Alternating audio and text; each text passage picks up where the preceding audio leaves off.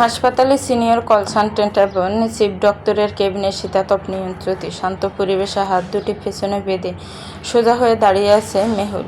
বিশাল কাছের টেবিলের উপাশে থাকা সিনিয়র ডাক্তার আহমেদ কবির মেহুলের দিকে বেশ প্রসন্ন দৃষ্টিতে তাকালেন। টেবিলের উপর রাখা ফাইলটা বন্ধ করে তিনি একটু হেলান দিয়ে বসে বেশ গম্ভীর ও আন্তরিক কণ্ঠে বলতে শুরু করলেন, ডক্টর মেহুল, আপনাকে ডেকেছি একটা ইম্পর্ট্যান্ট অ্যানাউন্সমেন্টের জন্য। আগামী পরশুদিন আমাদের হাসপাতাল থেকে একটা বিশেষ মেডিকেল টিম এক সপ্তাহের জন্য রাজশাহীতে যাচ্ছে।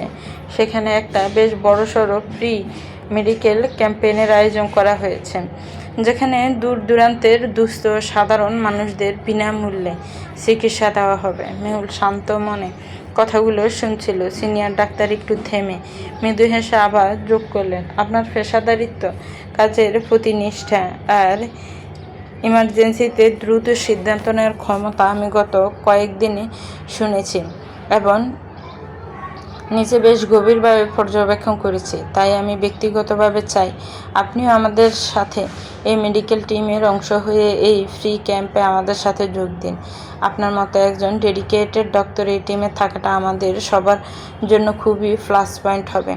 সিনিয়র ডাক্তারের মুখে এমন প্রশংসা এবং সম্মানজনক প্রস্তাব শুনি মেহুলের চোখে মুখে এক পরম তৃপ্তি আর কৃতজ্ঞতার আভা ফুটে উঠল।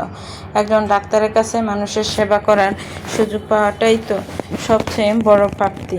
সে বিনয়ের সাথে মাথায় কিছুটা ঝুঁকিয়ে মৃদু হেসে গম্ভীর কিন্তু সুধীর কণ্ঠে বলল, thank you so much sir. আমার প্রতি এত বড় বিশ্বাস আর আস্থা রাখার জন্য আমি সত্যিই আপনার কাছে ভীষণ কৃতজ্ঞ। একজন ডাক্তার হিসেবে অসহায় আর দুস্থ মানুষের সেবায় নিজেকে নিয়োজিত করতে পারাটা আমার জন্য পরম সৌভাগ্যের। মেহুল একটু থেমে নিজের আত্মবিশ্বাসী চোখ দুটি সিনিয়র ডাক্তারের দিকে তুলে ধরে স্পষ্ট ভাষায় যোগ করলো, আপনি নিশ্চিন্ত থাকুন স্যার। আমি আমার টিমের সাথে থেকে নিজের সর্বোচ্চ সেরাটা দেওয়ার চেষ্টা করব। রাজশাহীর এই ফ্রি ক্যাম্পেইন যেন পুরোপুরি সফল হয় সেদিকে আমার শতভাগ ডেডিকেশন থাকবে। মেহুলের এই স্পষ্টবাদিতা, প্রফেশনালিজম আর কাজের প্রতি এমন ডেডিকেশন দেখে সিনিয়র ডাক্তার আহমেদ কবির অত্যন্ত সন্তুষ্ট হলেন। তিনি মুখে এক সিলতে তৃপ্তির হাসি নিয়ে মাথা নেড়ে বললেন, I know that doctor Mehul, all the best. আপনার টিম লিডারের কাছ থেকে বাকি সব ডিটেলস আর গাইডলাইন্স সংগ্রহ করে নেন। আহমেদ কবিরের কথা সমাপ্ত হতে মেহুল স্যারকে বিনীতভাবে সম্মান জানিয়ে দীর্ঘায় কেবিন থেকে বেরিয়ে এলো সামনে আসা এক সপ্তাহের এই নতুন মিশনের প্রস্তুতি নেওয়ার জন্য। সেদিন হাসপাতালে আর তেমন বিশেষ কোনো কাজ ছিল না, তাই মেহুল পুরো ওয়ার্ড একবার শেষ রাউন্ড মেরে নিজের বাকি কাজগুলো ইন্টার্ন ডাক্তারদের সুন্দর করে বুঝিয়ে দিয়ে অতঃপর সন্ধ্যা নামতে সে চটজলদি বাড়ির উদ্দেশ্যে বের হয়ে পড়লো। একে তো সে নিজের গাড়ি নিয়ে আসেনি, তার উপর অপেক্ষা করেও সিএনজি না পায় শেষমেশ একটা রিক্সা ডেকে বাড়ির পথ ধরল মেহুলদের বাড়ির কাছাকাছি আসতে হঠাৎ রিক্সার গতি কিছুটা স্লো হলো। ঠিক তখনই মেহুলের চোখ গেল তাদের বাড়ির পাশের ছোট পার্কটার দিকে। সন্ধ্যার আবছা আলো আধারিতে মেহুল স্পষ্ট দেখল শিরিনা বেগমের মতো কেউ একজন অত্যন্ত সতর্ক আর ছোরের মতো সারফাস নজর রাখতে রাখতে পার্কের ভেতরের দিকে ঢুকে যাচ্ছে। এই ভোর সন্ধ্যায় মামির মতো কাউকে হঠাৎ এত সতর্কভাবে পার্কে ঢুকতে দেখে মেহুলের মনের ভেতর সন্দেহের ধানা বাঁধল। সে আর এক মুহূর্তে দেরি না করে রিক্সা থামিয়ে পার্কের কাছে নেমে পড়ল। রিক্সাওয়ালার ভাড়া চুকিয়ে সে অতি সাবধানে ধীর পায়ে পার্কের ভেতরে প্রবেশ করলো। কিন্তু ভেতরে ঢুকে মেহুল অবাক হয়ে দেখলো পুরো পার্ক একদম ফাঁকা, নিঝুম মারি নীরবতা। এই মাত্র না সে মামির মতো কাউকে ভেতরে আসতে দেখলো। তাহলে মানুষটা গেল কই? মেহুল চারপাশে খুঁটি দেখলো, কিন্তু মামির কোনো দেখা পেল না, আর না অন্য কারো। তাই মনের ভুল ভেবে হতাশ হয়ে সে যে না পার্ক থেকে বের হয়ে নিজের বাড়ির দিকে এগোল, ঠিক তখনই তার নজরে পড়ল আনিকা। মাথায় লম্বা করে গোমটা টেনে সে দ্রুত পায়ে পার্কের পেছনের দিকে ছোট পকেট গেটটার দিকে হেঁটে যাচ্ছে। মেহুলের সন্দেহ আরও গাঢ় হলো, তাই সে নিঃশব্দে আনিকার পিছু নিল। এদিকে আনিকা দ্রুত গতিতে হেঁটে পার্কের পিছনের গেটটি পার করে সরু গলিটার ঢুকে পড়ল, যেন তাকে কেউ তাড়া করছে। অতঃপর সেখানে গিয়ে এসে নিজের মাথায় থাকা গোমড়াটা এক ঝটকে খুলে ফেলল। তারপর এক দীর্ঘ স্বস্তির নিঃশ্বাস ফেলে নিজের হাতের বেশ বড় সাইজের বাজারের ব্যাগটার দিকে তাকিয়ে ঠোঁটের কোনো এক শয়তানি মুচকি হাসি ফুটালো। আর ঠিক সেই মুহূর্তে তার কাঁধে এসে পড়ল কারোর শক্ত হাতের স্পর্শ। আনিকা চমকে উঠে প্রায় লাফিয়ে দূরে সরে গেল। আচমকিক ধাক্কায় তার হাতের ভারী বাজারের ব্যাগটা ততক্ষণে হাত গলে মাটিতে পড়ে গিয়েছে। ব্যাগের মুখ খোলা থাকাতে ভেতরের নানা পদের জিনিসপত্র পিচঢালা রাস্তার চারিদিকে গড়িয়ে ছড়িয়ে পড়ল। জিনিসগুলো মাটিতে পড়ে যেতে দেখে আনিটার রাগে ক্ষোভে চোখ তুলে সামনে তাকাতেই তার গায়ের রক্ত হিম হয়ে গেল। সামনে হাত দুটো বুকে বেঁধে শান্ত কিন্তু তীক্ষ্ণ দৃষ্টিতে দাঁড়িয়ে আছে মেহুল। আকাশভাঙা মেঘের মতো হুট করে মেহুলকে এভাবে সামনে দাঁড়িয়ে থাকতে দেখে আনিকা এক মুহূর্তের জন্য বেশ ভড়কে গেল। মুখ শুকিয়ে ছাই হয়ে গেল তার। এদিকে মেহুলের ধারালো দৃষ্টি এখন রাস্তায় গড়িয়ে থাকা পড়া জিনিসপত্রের দিকে। সে ধীর পায়ে এগিয়ে গিয়ে ঝুঁকে একটা চকলেটের লাল আপেল কুড়িয়ে নিল। আপেলটার গায়ে এখনও শহরের এক নামি দামি সুপার শপের লোগো দেওয়া বারকোডের স্টিকার জ্বলজ্বল করছে। মেহুল আপেলটা হাতের তালুতে নিয়ে নাচাতে নাচাতে এক চিলতে বিষাক্ত হাসি হেসে বলল, বাহ, চমৎকার তো! সারা জীবন আমার বাপের টাকায় গিলে গিলে পেট ভরিয়েও শখ মিটেনি, তাই শেষমেশ কিনা আমার নিজের শখ মেটানো চুরিবিদ্যা শুরু করতে হলো। বাহ আনিকা, বেশ অগ্রগতি তো তোদের। আনিকা এক লহমে তেতে উঠল। তার কান দিয়ে যেন গরম দোয়া বের হতে লাগলো। সে আঙ্গুল উঁচিয়ে চিৎকারের গলায় বলল, একদম ফালতু কথা বলবি না মেহুল। কাকে চোর বলছিস তুই? হ্যাঁ, চুরি করতে যাব কোন দুঃখে? এগুলা সব আমি কিনেছি, আমার স্বামীর কষ্ট উপার্জিত টাকায় কিনেছি। মেহুল উচ্চস্বরে হেসে উঠল। সে হাসিতে শুধু অবহেলার কটাক্ষ। সে তাচ্ছিল্যের সুর বাড়িয়ে বলল, ও তাই নাকি? তোর স্বামীর আবার এত টাকা কবে হলো রে? তাই তো বলি, শহরের সবচেয়ে দামি সুপার শপ থেকে তোকে ভিআইপি কেনাকাটা করাচ্ছে। তা অবশ্য ভালোই মিলিয়েছিস তোরা দুজন। তুই যেমন ছেঁচড়া চোর, তোর স্বামীটাও তেমন জোচ্চোর আর বাটফার। ভালো দুটোতে একদম রাজ্যটক জমেছে। বলে মেহুল স্থান ছেড়ে যেতে পা বাড়ালো। ওদিকে মেহুলের প্রতিটি বাক্য তখন যেন আনিকার গায়ে বিষাক্ত চাবুকের মতো গিয়ে লাগলো। তার সমস্ত শরীর রাগে ক্ষোভে তখন রিরি করে জ্বলতে শুরু করেছে। মেহুলকে এই মুহূর্তে তার চিবিয়ে খেয়ে ফেলতেই ইচ্ছে করছে। আনিকার স্পষ্ট মনে আছে, আজ তার এই ভিখারির মতো জীবনের জন্য একমাত্র এই মেহুলই দায়ী। আরমানের সাথে বিয়ে হয়ে রাজরানী হওয়ার স্বপ্ন দেখেছিল সে। আর আজ দুবেলা ভালো একটু খাবারের জন্য কাঙ্গালদের মতো মায়ের মুখাপেক্ষী হয়ে পথ চেয়ে বসে থাকতে হয় তাকে। তার উপর কিছুদিন আগে সে শুনেছে মেহুল নাকি আরমানা তার সুইজারল্যান্ডের হানিমুনের জন্য কেনা সেই বিলাসবহুল টিকিট দুটো তার বাবার অ্যাসিস্ট্যান্ট লিয়াকত আলীকে দিয়ে দিয়েছে। লিয়াকত আলী নাকি সেই টিকিটে নিজের বউকে নিয়ে সুইজারল্যান্ড ঘুরে এসেছে।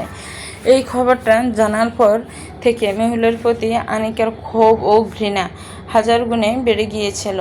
তাই আর সুযোগ বুঝে সব অপমানের বদলা নিতে এবং মেহুলকে অন্তরের আঘাত করার জন্য আনিকা নিজের চোখ দুটো হিংসায় ছোট ছোট করে মেহুলের একদম মুখোমুখি দাঁড়িয়ে কাঁধ ঝাঁকিয়ে বিষাক্ত গলায় খোঁচা মেরে বলে উঠল, তুই হেরে গেছিস মেহুল, কারণ আমি এখন মিসেস আরমান, তোর সাদের আরমান ভাইয়ের বউ। আচমকি আনিকার এমন কথাতে মেহুল থমকে দাঁড়ালো, কিন্তু মেহুলের মুখে কোনো আঘাতের চিহ্ন ফুটল না। নেই কোনো চোখের জল বা আক্ষেপের ছায়া, বরং তার ঠোঁটের কোণে ফুটে উঠল এক চিলতে স্থির শান্ত হাসি। এক বিন্দু থতলানো ছাড়াই সে পেছন ফিরল, সোজা আনিকার চোখের দিকে তাকিয়ে বেশ স্বাভাবিক গলায় বলল, কনগ্রাচুলেশনস আমার ফেলে দেওয়া উৎকৃষ্টকে এত আদর ভরণ করে নেওয়ার জন্য। আসলে যোগ্য জিনিসের যোগ্য পাত্রে গিয়ে পড়েছে।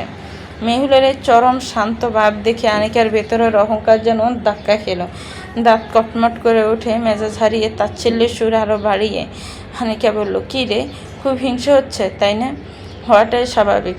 আফটার অল তোর এত বছরের প্রেমিককে বিয়ে করে আজ আমি তার ছায়া সঙ্গিনী, তার বউ হয়ে আসি। মেহুল এবার হালকা করে এক গাল হাসল, যে হাসিতে হিংসা নয়, ছিল করুণা এবং স্বস্তির স্পষ্ট চাপ। চোখ দুটিকে আরও দৃঢ় করে সে বলল, হিংসা? তুই তো আমার উপকার করেছিস আনিকা, বড় জোর বাঁচিয়ে দিয়েছিস আমাকে। সে লোক বাড়িতে বউ থাকা সত্ত্বেও অন্য নারীকে ভালোবাসার দোহাই দিতে পারে, এমন ছেঁচড়ার ব্যক্তিত্বহীন মানুষকে নিজের বর বানানো তো দূরের কথা, তাকে আমার শত্রুর তালিকায় রাখার যোগ্যতাটুকুও দিই না আমি। তাই ওর আসল জায়গা তোর মতো আবর্জনার কুড়ানির কাছেই ঠিক আছে। কথা শেষ করে মেহুল আনিকাকে এক চুলো পাত্তা না দিয়ে পাশ কাটিয়ে হেঁটে বেরিয়ে গেল। আর অন্যদিকে রাস্তার মাঝখানে স্থবির হয়ে দাঁড়িয়ে রইল কেবল আনিকা, যার কথিত জয় এইমাত্র এক নিমিষে তাসের ঘরের মতো ঘুরিয়ে গিয়েছে। আনিকার সাথে গলির মুখে তর্ক ঝগড়া শেষ করে মেহুল ধীর পায়ে বাড়িতে ফিরে এলো। বাড়ির দরজা লক করে ভেতরে ঢুকতে রান্নাঘর থেকে থালা বাসন নাড়াচাড়া টুংটাং শব্দ কানে এলো তার। মিনারা আছে ভেবে মেহুল পা চালিয়ে সোজা রান্নাঘরের দিকে হেঁটে গেল। ভেতরে ঢুকতে দেখলো শিরিনা বেগম ব্যস্ত ভঙ্গিতে চুলার কাছে দাঁড়িয়ে তরকারি নাড়ছেন। মেহুল আড়ম্বর ছাড়াই সোজা গিয়ে শিরিনা বেগমের একদম মুখোমুখি দাঁড়ালো। হঠাৎ করে মেহুলকে এভাবে সামনে এসে দাঁড়াতে দেখে শিরিনা বেগম চমকে উঠলেন। তার হাত থেকে খুন্তিটা যেন সশব্দে পড়ে যাচ্ছিল।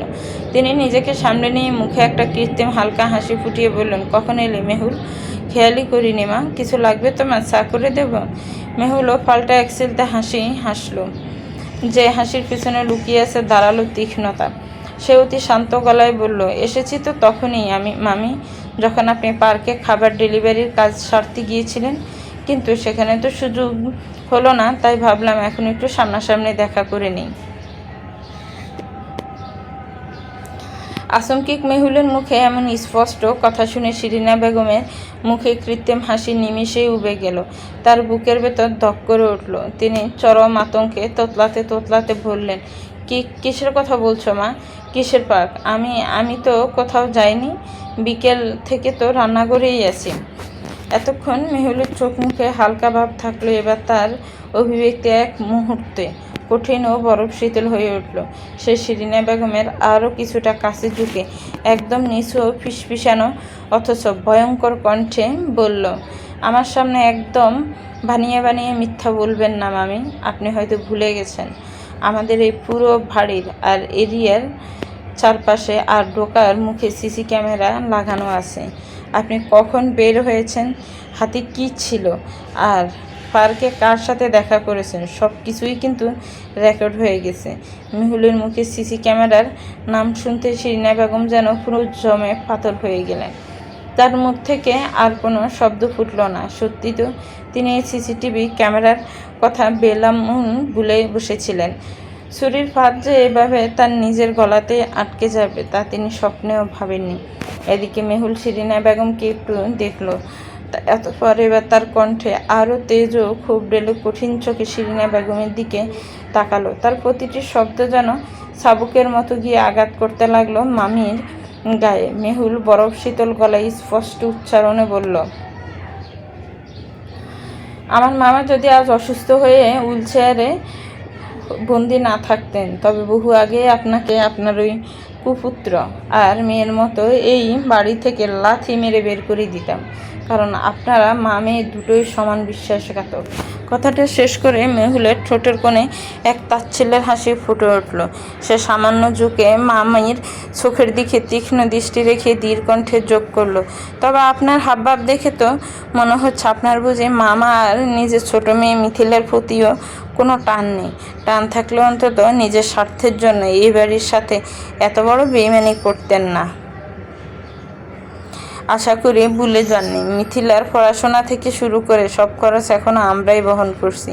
তাই বলছি, এখনও সময় আছে, সোজা পথে চলে আসুন আর নিজেকে শুধরে নিন। তা না হলে আপনার পরিণতি আপনার বড় মেয়ে আনিকার মতোই হবে। বিখ্যাত ঝুলে নিয়ে রাস্তায় দাঁড়াতে হবে। কথাটা যেন মাথার ভেতর ভালো করে গেঁথে থাকে। মেহুলের এই ভয়ঙ্কর হুমকি আর ধারালো কথার বানে শিরিনা বেগম রীতিমতো থরথর করে কাঁপতে লাগলেন। তার কপাল বেয়ে দরদর করে ঘাম ঝরতে শুরু করলো। মেহুলকে তিনি যত দেখছেন ততই অবাক হচ্ছেন। ভয়ে আর অপরাধবোধে তিনি হাত পা ঠান্ডা করে ফেলেছেন। কি বলবেন বা কি করবেন কিছুই ভেবে উঠতে পারছিলেন না। ঠিক তখনই বাড়ির প্রধান ফটক খুলে ভেতরে প্রবেশ করলেন মিনারা বেগম, আর তার ঠোঁটে লেগে আছে এক সিলতে প্রসন্ন তৃপ্তির হাসি। এদিকে মিনারা বেগমকে দেখে শিরিনা বেগম যেন নতুন করে প্রাণ ফিরে পেলেন। তিনি দ্রুত ঘাম মুছে মাথা নিচু করে চুলায় ছায়ের পানি ছাপানোর ভান করতে লাগলেন, যেন একটু আগে এখানে কোনো ঝড়ের তাণ্ডব বয়ে যায়নি। অপরদিকে মিনারা বেগম হাসি মুখে মেহুলের কাছে এসে ওর গালে হাত রেখে আদর করে বললেন, কিরে, কখন এলি তুই? মেহুল ঠোঁটের কোণে মায়াবী এক সিলতে হাসি ফুটিয়ে বললি, একটু আগেই মনি। এতক্ষণ তো মামির সাথে কথা বলছিলাম। তা তুমি বর্ষন্দায় কোথায় ছিলে সেটা তো বলো।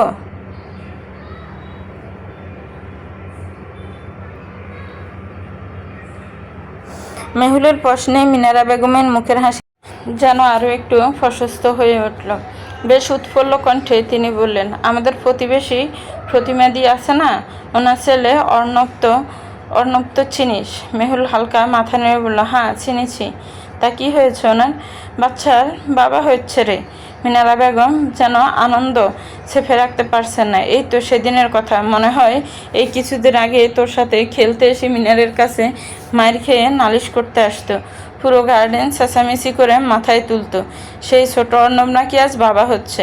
ওর স্ত্রী শ্রেয়ার কাল স্বাদের অনুষ্ঠান। মেহুল ব্রু কুচকে হালকা হেসে বলল, তা তুমি এখন সেখানে গিয়েছিলে কেন? তোমার কি কাজ? প্রতিমা সকালে ফোন করে যেতে বলেছিল রে। আমার সাথে ওনার খুব ভাব, বুঝলি তো, কিন্তু সংসারের কাজের চাপে দুপুরে যেতে পারিনি। তাই ভাবলাম এখনই একবার ঘুরে আসি, কিন্তু গিয়েই তো আটকে গেলাম। প্রতিমা তো ছাড়তেই ছাড়ছিল না, তাই দেরি হলো। আর সত্যি বলছি মেহুল, শ্রেয়াকে যে কী সুন্দর লাগছে দেখতে। সন্তান পেটে আসলে নারীরা যেন আপনাতে এক স্বর্গীয় সৌন্দর্যে ভরে ওঠে। আগামী পরশু আমাদের পুরো পরিবারকে ওদের বাড়িতে দাওয়াত করেছে, বুঝলে মেহুল। মেহুল তার মনের প্রতিটা কথা নিঃশব্দে শুনল, কিন্তু প্রত্যুত্তরে ওর মুখ দিয়ে শুধু ছোট্ট একটা শব্দই বের হলো, ও। এর বেশি আর কিছু বলতে পারল না। প্রতিবেশীর ঘরে নতুন প্রাণ আসছে, ঘরে ঘরে খুশির আমেজ। এটা নিঃসন্দেহে আনন্দের সংবাদ। একটা অনাগত সন্তান পরিবারে বয়ে নিয়ে আসা হাজারো আলো, হাজারো স্মৃতি। কিন্তু আজ এই বাচ্চা শব্দটাই যেন মেহুলের বুকের একদম সুপ্ত ক্ষতটায় নতুন করে এক চরম আঘাত করলো। না চাইতেও ভেতরটা কোনো এক অজানা আগুনে দাউ দাউ করে জ্বলে উঠল ও। অতীতের কোনো এক বিভীষিকা, অসম্পূর্ণ কোনো স্বপ্ন, আর অব্যক্ত কোনো যন্ত্রণা এক লহমায় ওকে গ্রাস করে ফেলল। বুকের ভেতরটা ধুমড়ে মুচড়ে যাচ্ছে, অথচ মুখে তা প্রকাশ করার উপায় নেই। মিনারার মুখের সেই অনাবিল আনন্দ আর উচ্ছ্বাসের সামনে নিজের হৃদয়ের এই রক্তক্ষরণ লুকাতে মেহুল কষ্ট করে একটা হাসির ফলেপ লাগালো, কিন্তু চোখের কোনো জমে ওঠা নোনা জলের বাষ্পটুকু আড়াল করতে সে তড়িঘড়ি করে নিজের মনির দিকে তাকিয়ে বলল, মনি, আমি একটু ফ্রেশ হয়ে আসি। কথাটা শেষ করে মেহুল দ্রুত পায়ে নিজের রুমের দিকে পা বাড়ালো, নিজের বুকের ভেতরে জমাট বাঁধা পাহাড় সম কষ্টগুলোকে আদার করে একাকী সামলে নেওয়ার জন্য। চলবে ভিউয়ার্স, শরীরটা ভালো না, তাই আজকে ভাবছি গল্প দিব না। তারপরও গল্পটা দিয়েছি, আমি জানি অনেক ছোট হয়েছে, তার জন্য আমি আন্তরিকভাবে দুঃখিত। ভালো থাকবেন, সুস্থ থাকবেন, আমার চ্যানেলের সাথেই থাকবেন। চেষ্টা করবো আগামী পর্ব অনেক বড় করে দেওয়ার জন্য। আল্লাহ হাফিজ। আসসালামু আলাইকুম ওয়া রাহমাতুল্লাহ।